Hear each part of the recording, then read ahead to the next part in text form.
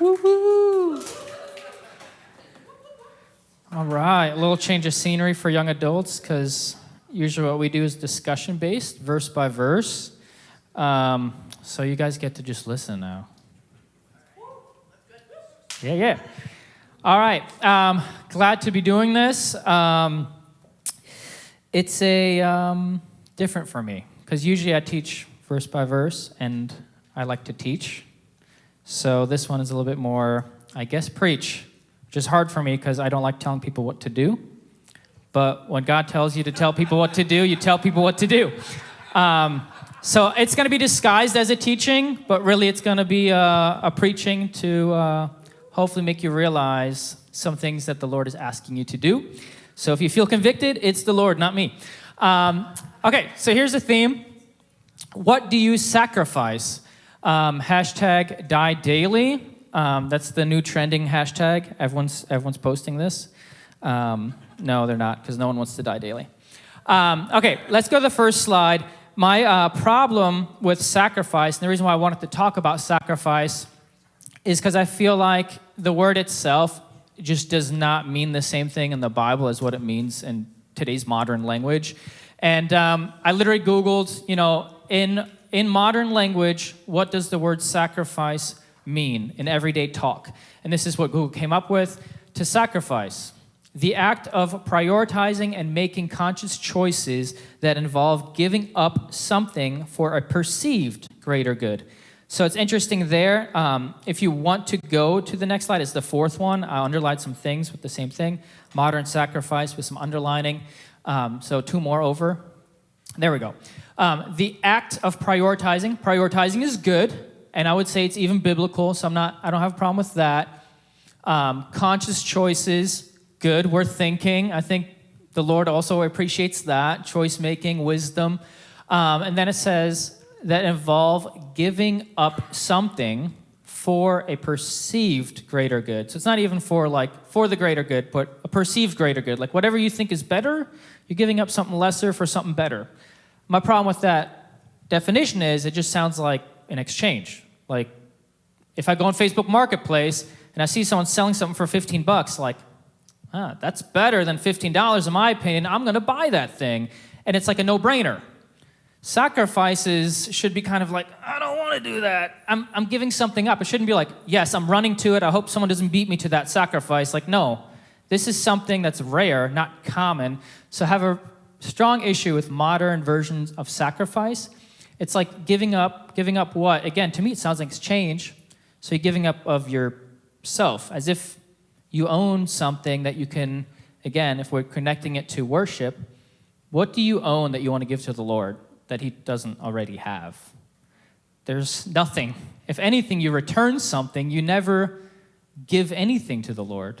Like I know the phrase of give yourself to the Lord. It's like, I understand that that's a phrase, it's a way of speaking, but really, we don't give anything. We really just release it. We give it back. We return it.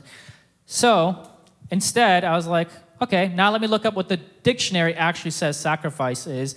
And that even, so that's the second slide, is way better than the modern version of what we would mentally consider it. So actual sacrifice.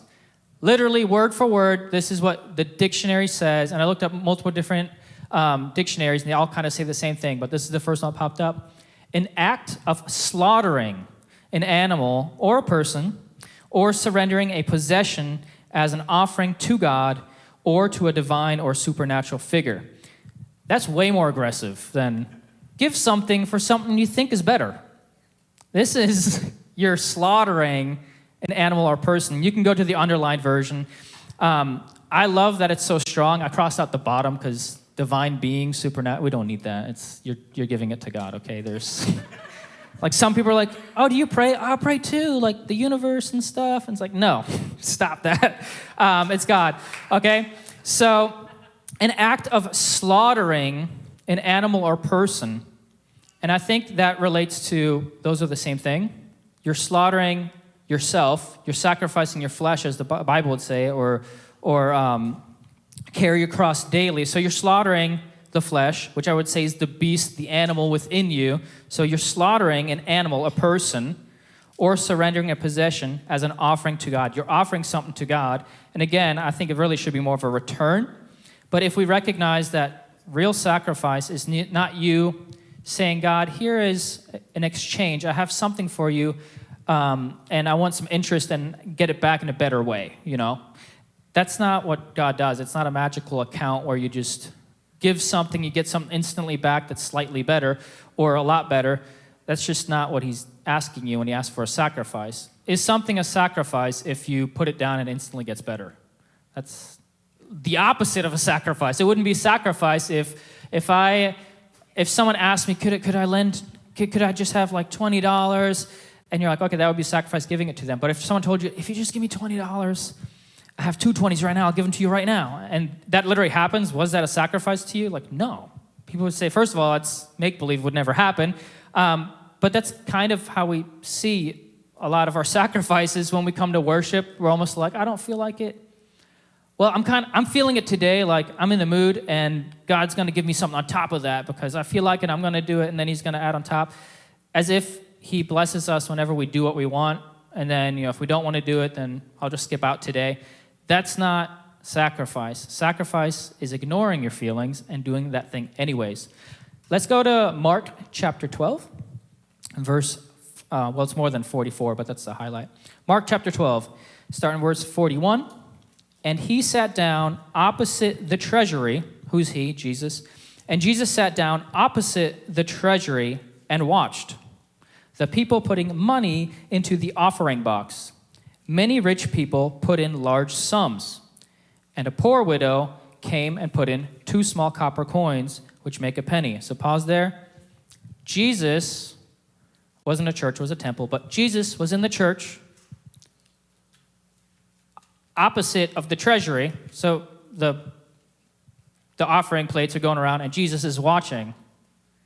Okay, so we think here like, okay, tithing, offering, it's a very private thing. No one should be watching you. Jesus was watching, okay? He's looking around, and he sees people putting money in, and you're like, cool, that's great. Large sums are coming in.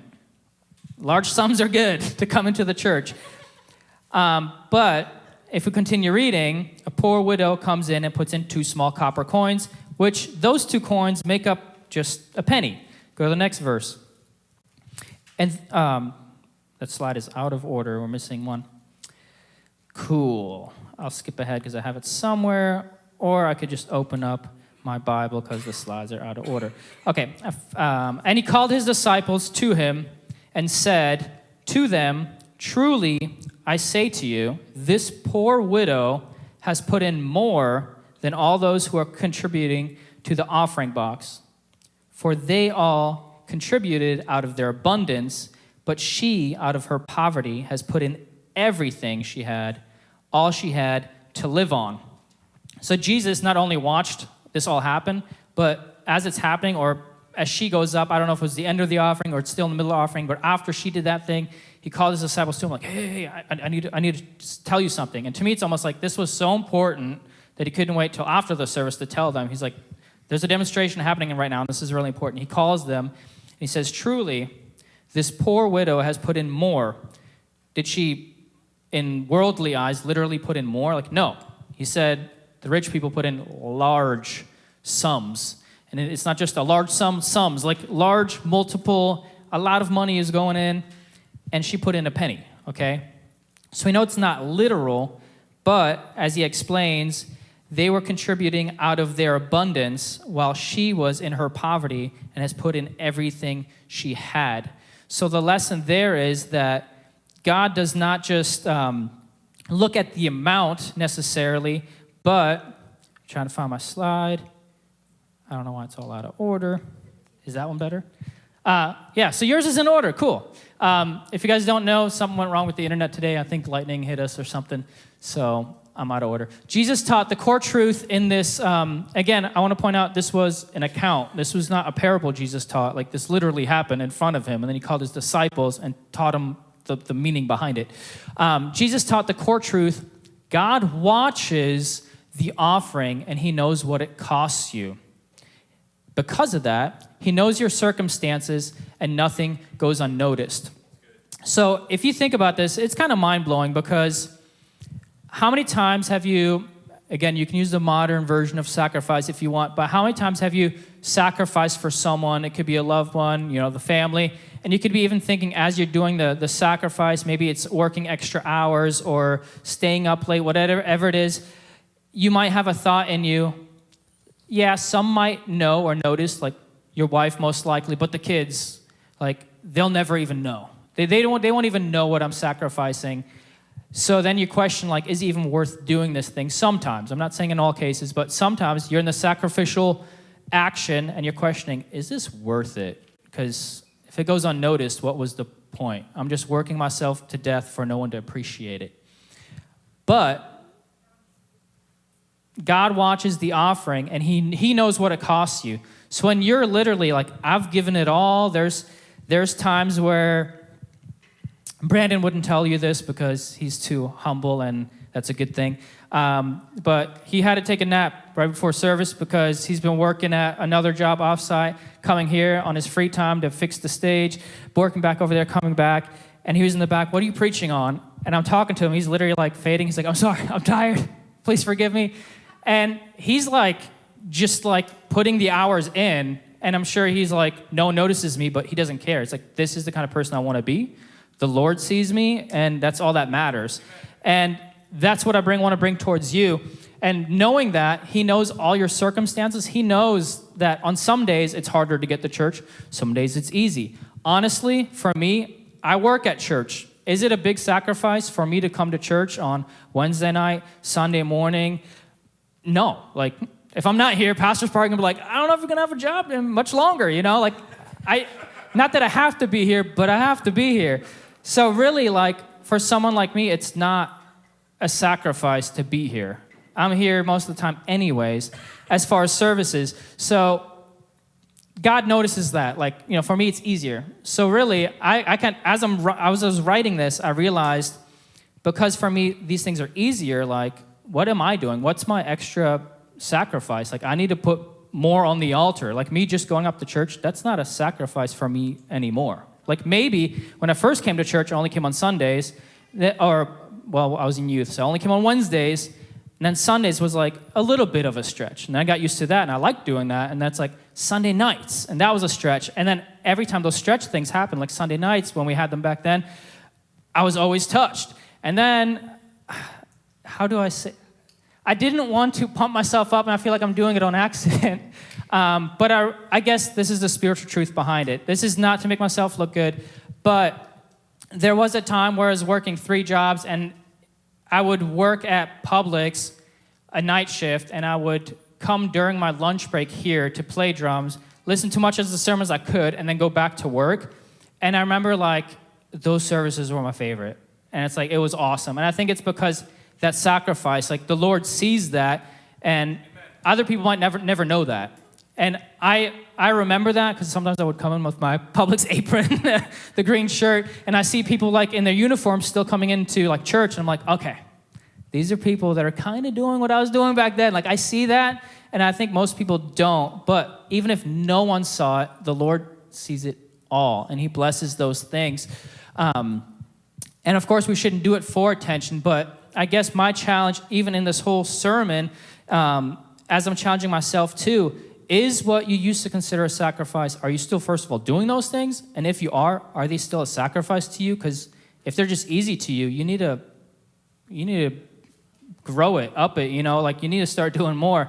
Because the Lord wants, he wants your sacrifice. He wants to see effort behind it. The same way that I've known Meredith for however many years. We're 33 now. And we've known each other since we were 16.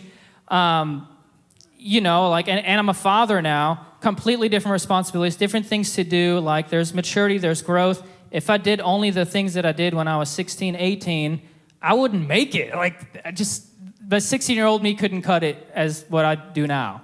And so, like, you have to constantly up the sacrifice. Otherwise, you're not growing. And honestly, it's, as we'll get later, it's not pleasing to the Lord. Next slide. Philippians 2:8, and being found in human form, he humbled himself by becoming obedient to the point of death, even death on a cross. This verse is super duper awesome. If you look at it, it says, him being found in human form.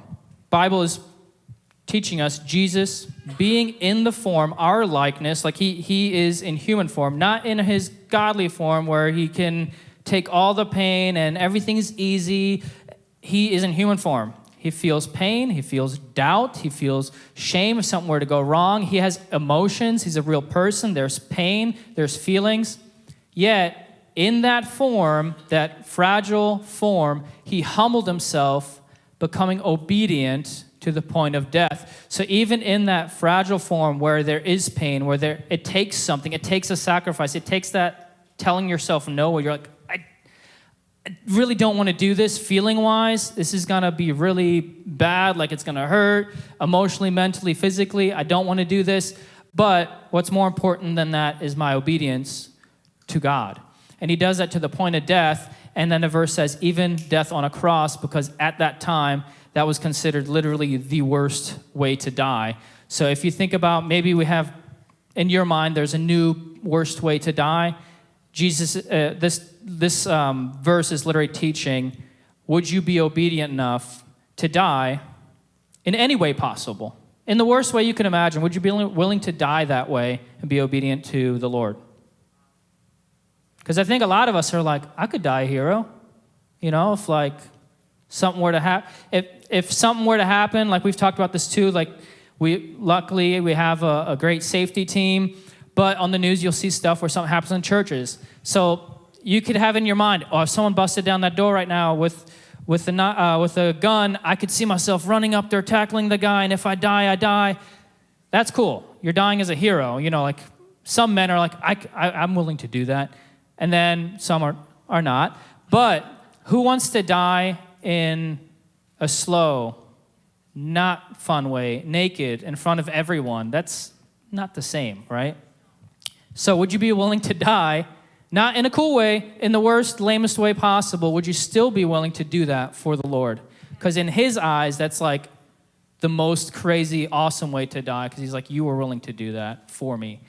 So it's that upside down kingdom. You have to see that, like the lamest, worst way to die. Would you be willing to do that? Not just dying, but dying on a cross. Next slide. Jesus lived this core truth through that. We must humble ourselves no matter how great our status. Again, it says he was in human form. He humbled himself to the point of obedience.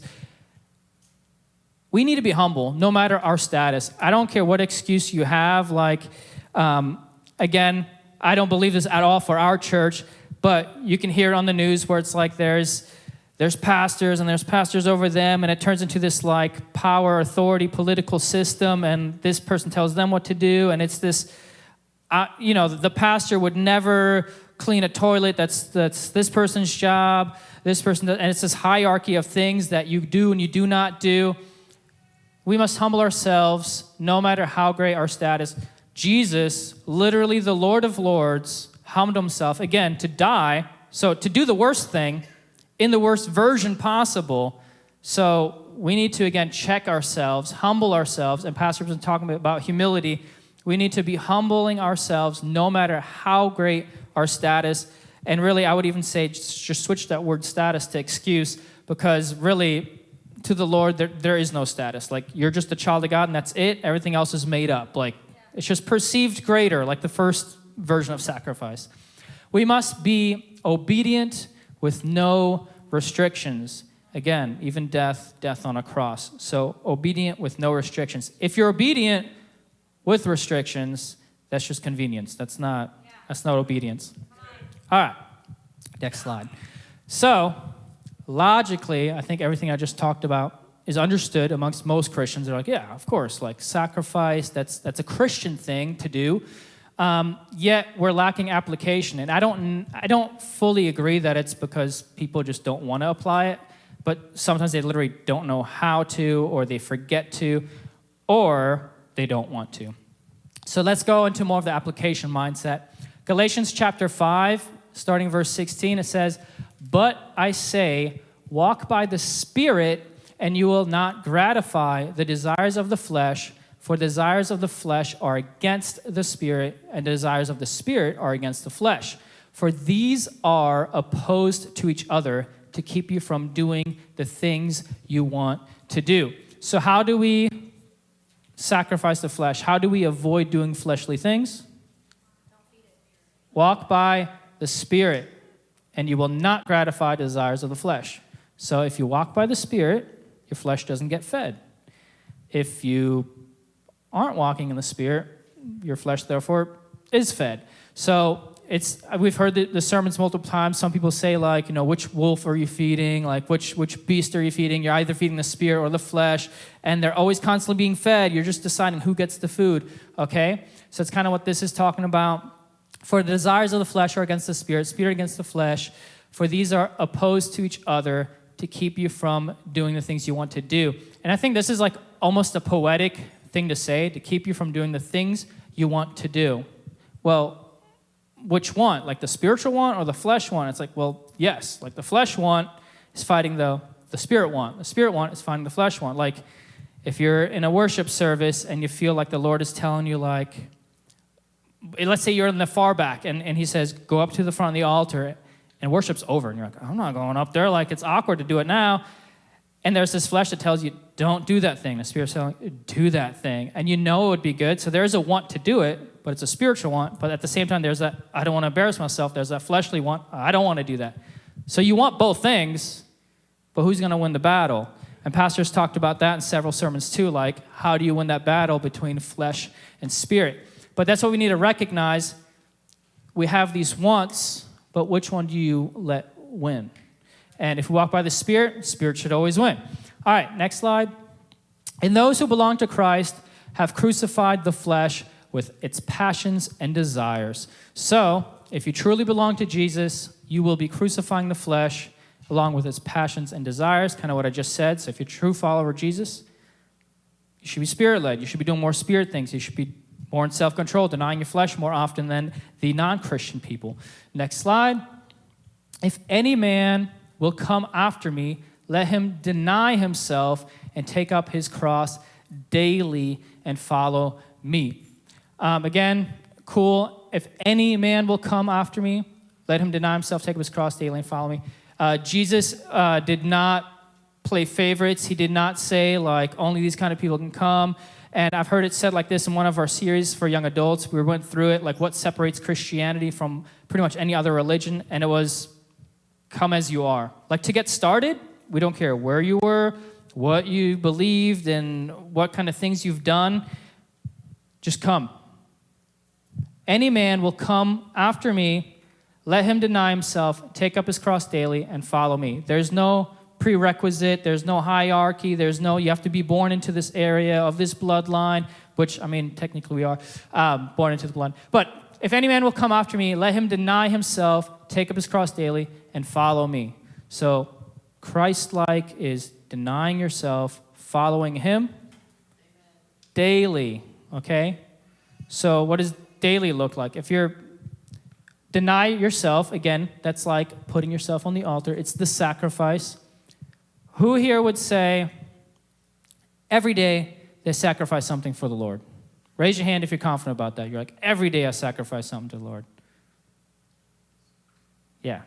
Nobody raised their hands. So this is what kind of hit me is, again, church is awesome, coming on Wednesday and Sunday, and I love it. And sometimes it's a sacrifice more than other days. Sometimes it's really easy to come. And even when it is easy to come, the Spirit can still move. I'm not saying that you have to, like, be halfway dead, like reaching for the Lord for him to move in your life. No.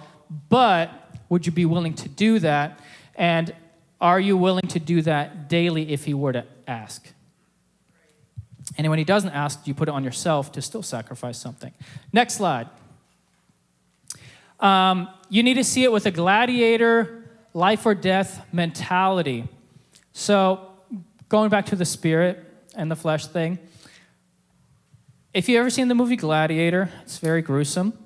And this is what the bad guy does, but it's okay. Create the advantage, okay? You know, in a gladiator fight, it's man versus man, or sometimes they'll have lions in there or whatever, but it's fight to the death. Everyone's watching. But before one of the fights, The guy goes in there, gladiator's kind of like chained up, stabs the gladiator before the fight, leaves. The crowd doesn't know that, so now the gladiator is a little bit more weak. He kind of fixed the fight in a way, right? So with the gladiator mindset, we need to be able to create the advantage. Set your flesh up for failure. Set your spirit up for success, okay? Like, find your flesh, stab it, weaken your flesh, and feed your spirit.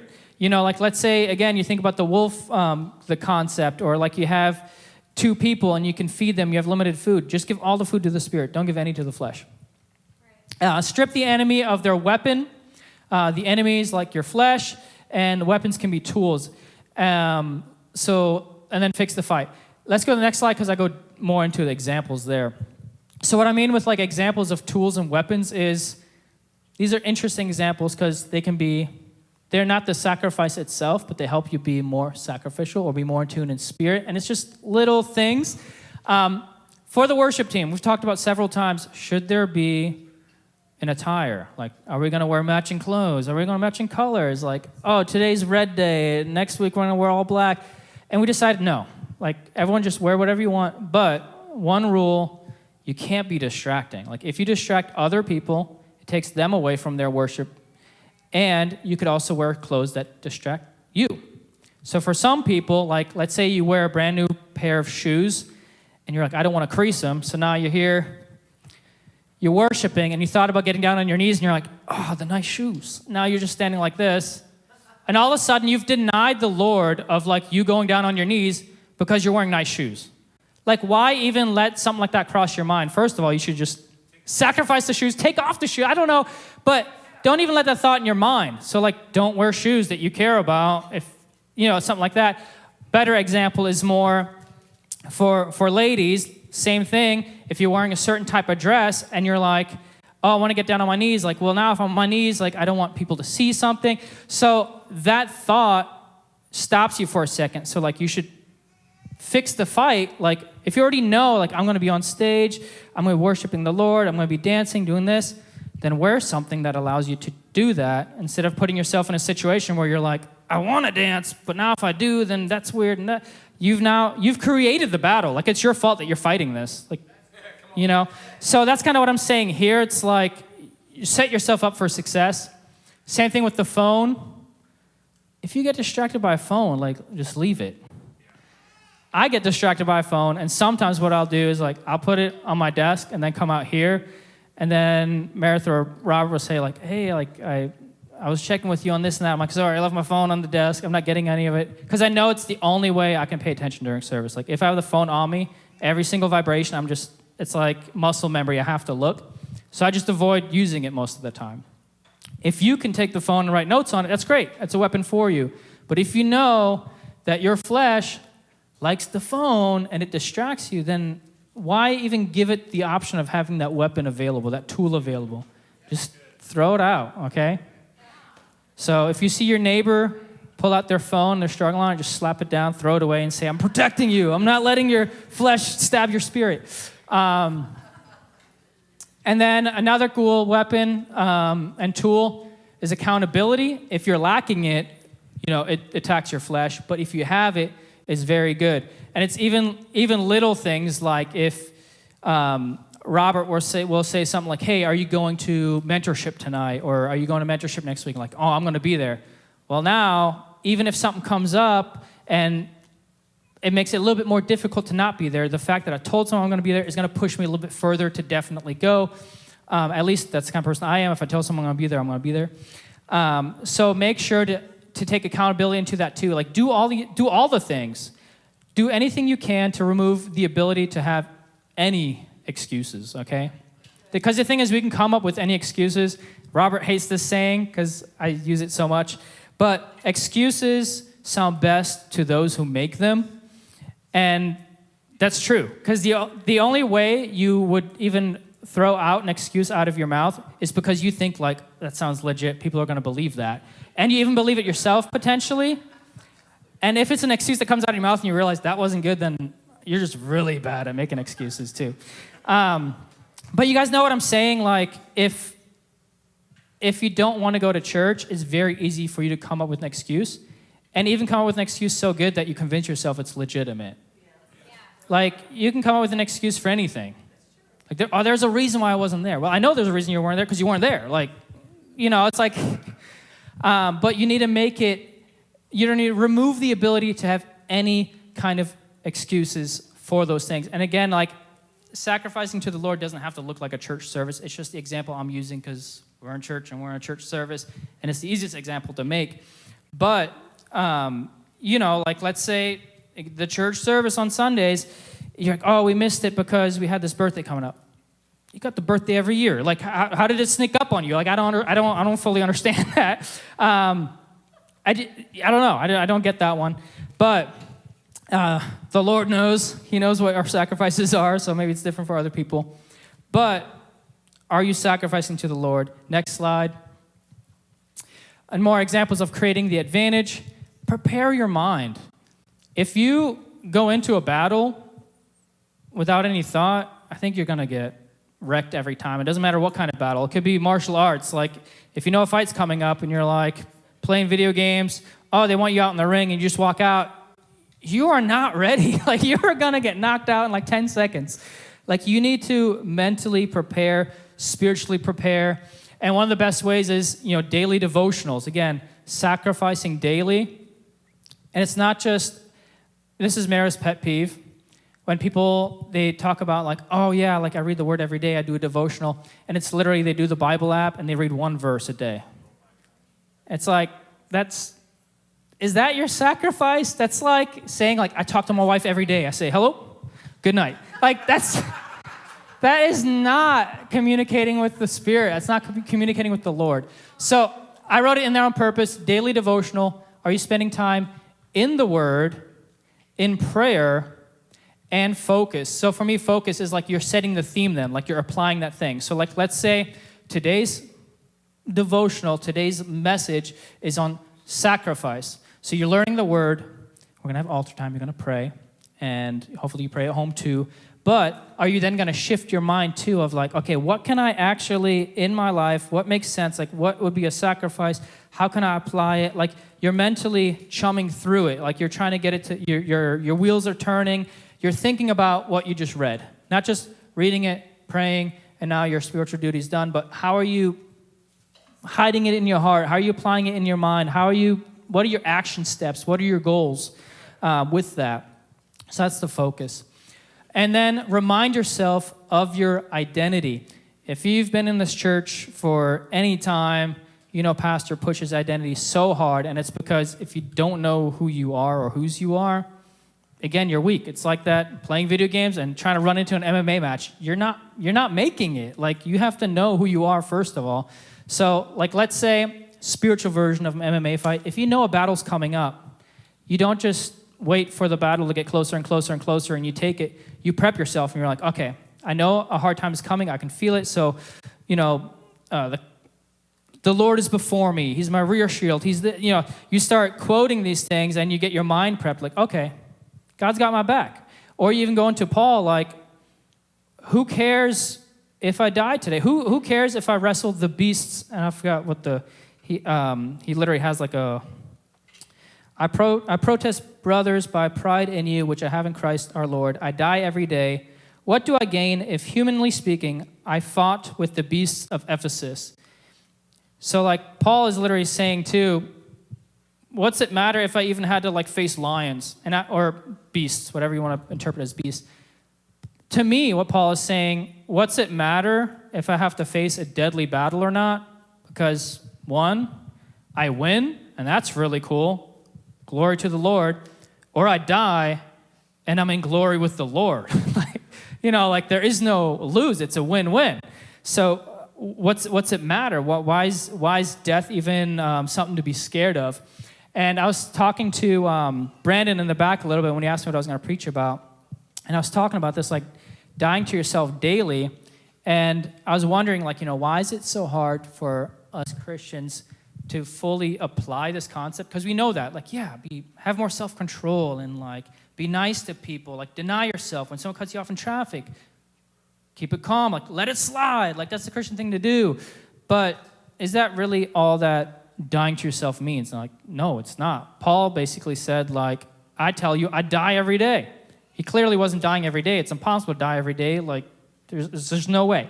So he meant it spiritually, and he talked about battles. Like, he was ready to die every day. Sometimes he went to jail. Sometimes he's threatened with death. Sometimes he was okay, but to him, he's like, I'm ready to die every day, and I'm fine. And I realized the reason why it's hard to sacrifice for the modern Christian is because we're not ready to die every single day. And why are we not ready to die every single day? And I think it's a lack of identity and realization that Jesus truly is Lord, and he truly raised again, and that same spirit that was in him raises us from the dead and gives us salvation eternal. And that's literally what that chapter I read from, that was, by the way, 1 Corinthians chapter 15. That's literally the whole chapter. Paul is arguing with these Corinthians. He's saying, like, why are you guys so obsessed with whether the resurrection was real or it wasn't real? Like, if it's not real, Jesus is just a full-on liar. Like, stop studying his word.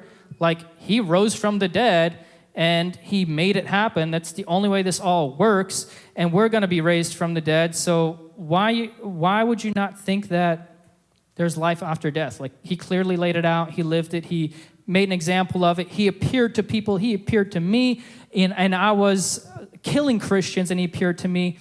And Jesus, it's just Christ is Lord, and he rose from the dead, and you just need to accept it. And once you truly accept that, it's easy to die, because I die every day. I've already accepted that one day I'll die. And again, what's the worst that could happen? Any battle I face, if I get through it, glory to the Lord. If I die, I go to heaven. And then people are like, wow, Paul's willing to die. Such a cool guy. So I just don't think we as modern Christians have that truly in our hearts. Because if we really did, then we would be very easily, very quickly, it would be common to want to die every day, to be willing to die. But I can guarantee you right now, if something were to happen, we all had to make a choice today, not every single person in this room would be like, yes, die right now for Jesus. And that's just the fact. Otherwise, it'd be very easy to crucify our flesh. The only thing that's in the way is that we don't want to die. We don't want to put it down. And if you think about it, I don't like the saying, which I've heard some people say in this church, and I know it's like in a certain context, I know what the lesson behind it is, but, Jesus died for us, and then some people will say, he's not asking you to die for him, he's just asking you to live for him. It's like, well, I think if you don't, he's asking you to live for him, yes, but he's also asking you to be willing to die for him, and we all eventually will die, so in essence, really, like, he is asking us to die for him. He's not necessarily asking us to be a martyr right now and die the same exact way that he did, but some do get that call. So I don't like the idea of, Jesus died for you. You don't have to die for him. You just have to live for him. No, you don't just live your life better now and outlast, your old life and you live a better version of that life. No, like, your old you is dead. You need to sacrifice it. You can't be that same person anymore. That person needs to be as if dead. It's weird changing to be a little bit lighthearted because this is like a serious note, but I thought this demonstration was interesting. I heard Francis Chan talk about this. He said, I look up to my father because he's the kind of man that no matter what passes in front of his eyes, nothing could tempt him. It's like whatever you think is the most tempting thing walks past him, he wouldn't even blink an eye. And he's like, that's because he died when I was 3. And he's like, if you're dead, you can't be tempted. There's nothing in you to be tempted. And that's the same equivalent that Paul's putting down. Like, your old you, it's dead. There is no flesh left, so why are you struggling with these things? And so if we're constantly struggling with sin, temptation, or not putting sacrifices down, I'd urge you to say, well, did you lay your life truly down to him, or are you just wanting his salvation without you doing the obedience part? Which we did a message on that in the school too, where everyone wants Lord as Savior, but not everyone wants Lord as Lord. Like, he's over you and he tells you what to do and you're obedient to him. And they go together. Once you're saved, even in our salvation prayer, that's really common in churches now, we say, like, I believe that you died again, that you're the Lord over my life. I welcome you in. Well, what is all that other stuff after you say, like, I believe you're the Savior? That's, I believe you are the way. You tell me what to do, and this is the way now. So I just challenge you in that. Not sure if any more, like, official slides. Let's go to the next slide. You have to discern who's speaking. In youth group, I would always say, you have these weird thoughts in your head, like, is that me? Is that God? Is that the devil talking to me? With random, like, things that pop in your mind. Usually, if it's an action step, do this. Think about it. If you really follow through with that thing, would it bless the Lord or would it not? Because, sometimes it'll be like you have this thought, like, go pray for this person. And you're like, is that just me or is that God? Does it matter? Because it's not the devil. The devil's not going to be like, pray for that person. Like, see that homeless person? Buy him a meal. And you're like, oh, the devil almost got me. Like, no, just do that thing. So in youth, I always, like, explained it like that. But obviously, there's more gray areas in there. But generally, ask yourself, would Jesus approve? Does this benefit others? Is it pro to the word? Would it please God? And you can just ask God directly. God, is this what you want me to do?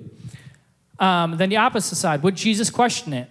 If there's something you want to do and you're like, I don't know how Jesus would feel about that. That's probably a red flag. Like, if you don't know how Jesus would feel about it, it's probably a red flag. Does it undermine others? Another red flag. Anytime something undermines others, it's guaranteed not to be of the Lord because God loves his people, okay? If you're wronging someone, even like if you step on someone to get to a higher position in whatever, in a ministry, the Lord does not want that. It's not okay. I've actually been in a situation where we had to make a decision, and basically it was, hey, can we remove this one person to replace with a more skilled person for this project?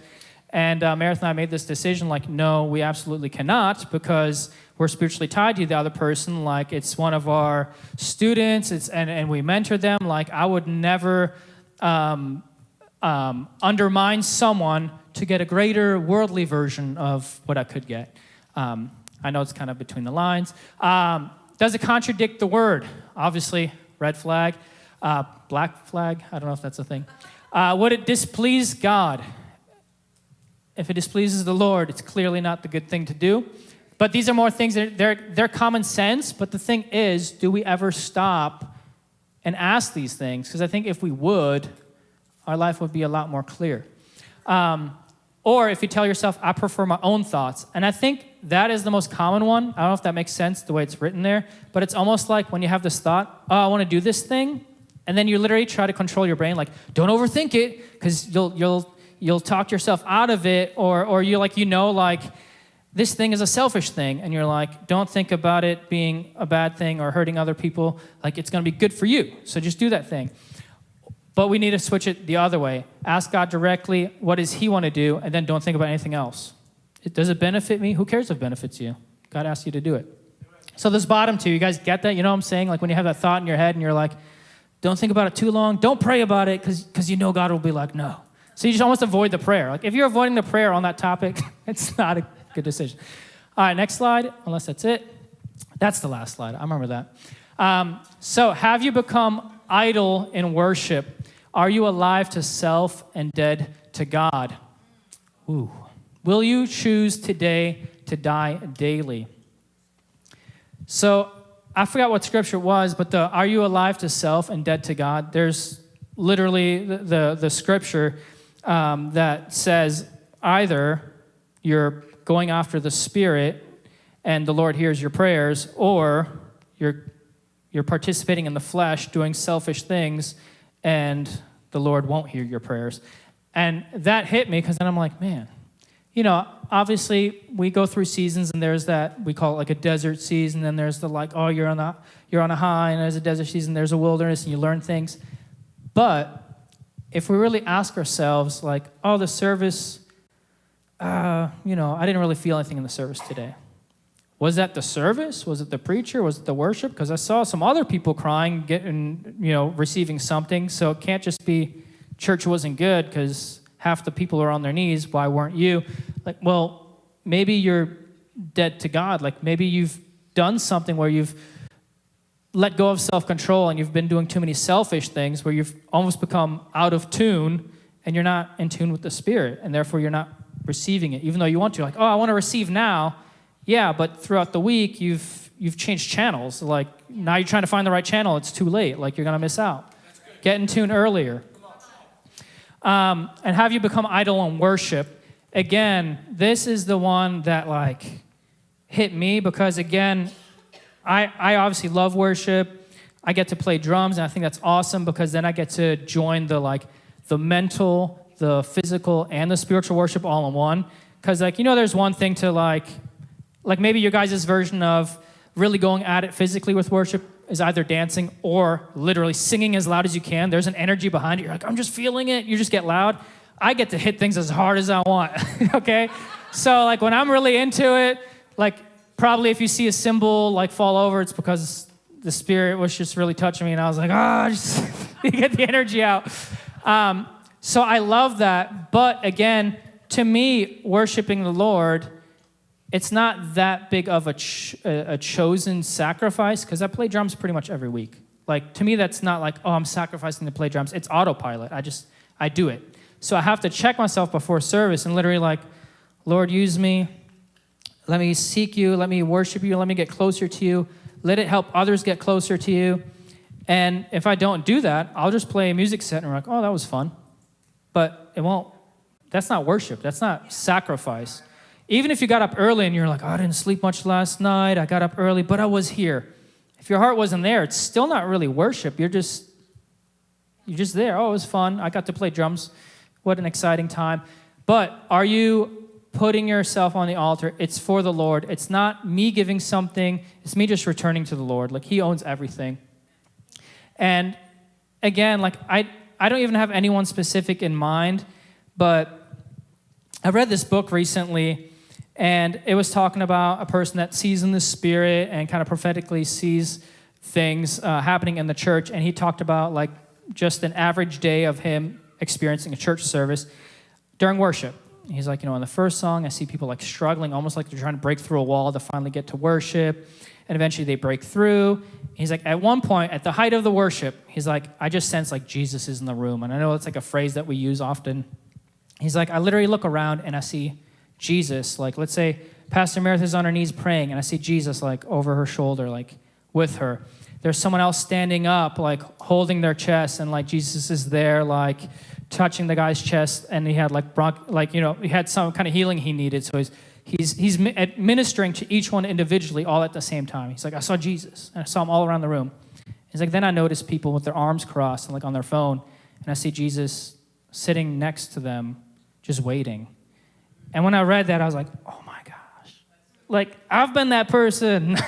But also, like, I see that all the time, and I know Meredith sees that all the time, because we're going after it, and as a group, like, we're all the church, we're all together, and it hurts when not every member is in on it, and it's not because we're judging people like, oh, why are they not worshiping? Like, am I not playing good enough? Like, is my bass solo not good enough that it gets them off their phone? No, but it's like, we just spiritually see, like, there's a time of ministry, like Jesus is in the room and you're just, like, you're missing it. Like, and then you come back next week and you probably do the same thing. Eventually you leave the church and you're like, I just never felt Jesus. It's like, he was right next to you the whole time, but you didn't sacrifice anything, and he was just waiting for the sacrifice the whole time.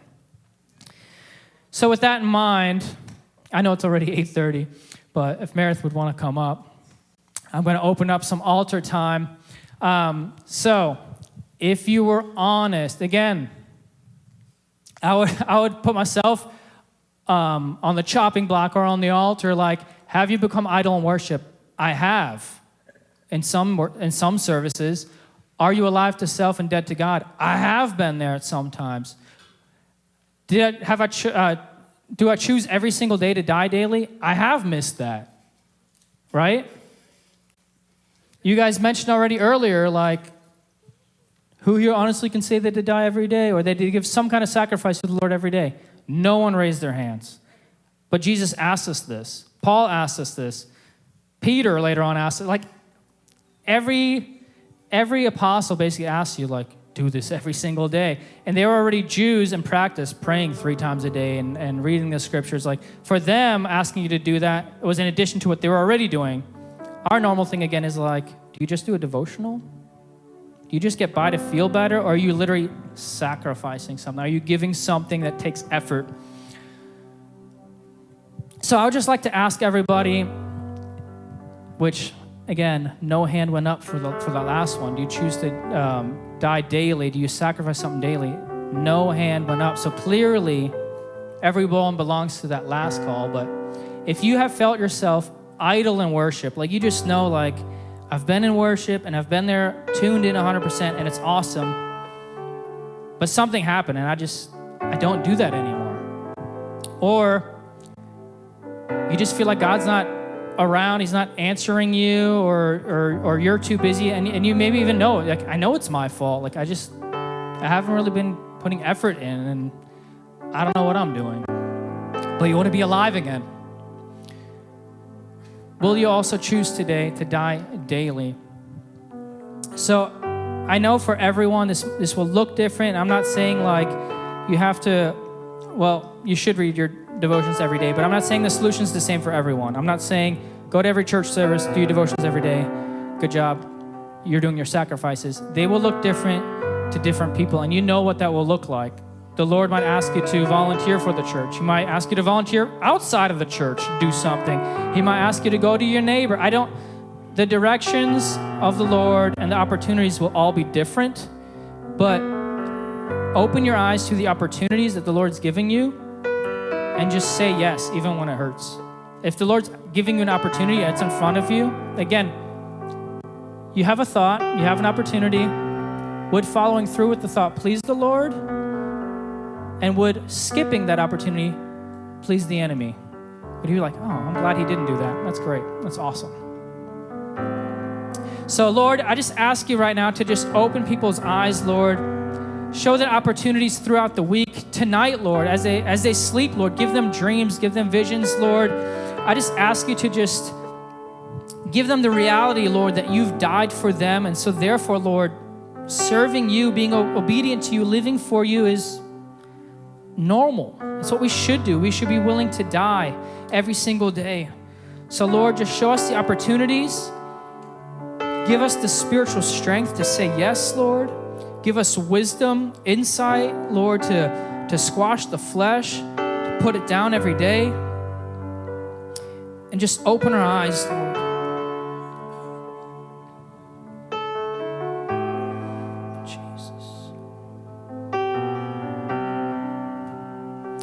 Just challenge anyone that wants to come up to pray. Lay yourself down at the altar. Ask God to open your eyes. Ask God what opportunities are in front of you. Tell him you're sorry for not sacrificing daily. Tell him you want to be back. You want to clean the slate. You're laying yourself on the altar, and he will purify it all. Again, it said, any man that denies themselves, picks up his cross and follows me.